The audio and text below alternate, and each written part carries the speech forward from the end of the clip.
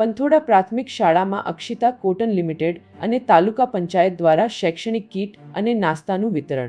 કડી શહેરની Akshita cotton limited દ્વારા પંથોડા પ્રાથમિક શાળાના વિદ્યાર્થીઓને નોટબુક અને ચોપડાનું દાન કરવામાં આવ્યું, જ્યારે કડી તાલુકા પંચાયતના ડેલિગેટ શાહિલભાઈ જાદવ દ્વારા નાસ્તાનું વિતરણ કરાયું. પંથોડા પ્રાથમિક શાળામાં શૈક્ષણિક અભ્યાસ માટે જરૂરી નોટબુક અને ચોપડાનું વિતરણ કરવામાં આવ્યું. કડી શહેરના અક્ષિતા કોટન લિમિટેડના દાતા શ્રી નીતિનભાઈ ગોવિંદભાઈ પટેલ અને તેમના પરિવારે આ સાહિત્ય દાન કર્યું.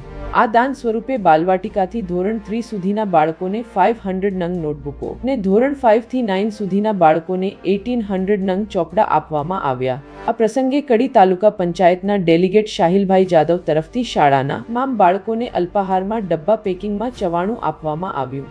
આ નાસ્તાનું વિતરણ અગોલ ગામના ડેલિગેટ શાહિલભાઈના પિતા મહેમૂદભાઈ. પૂરા સમાચાર જોવા માટે નીડ 24 ન્યૂઝને સબસ્ક્રાઇબ કરો.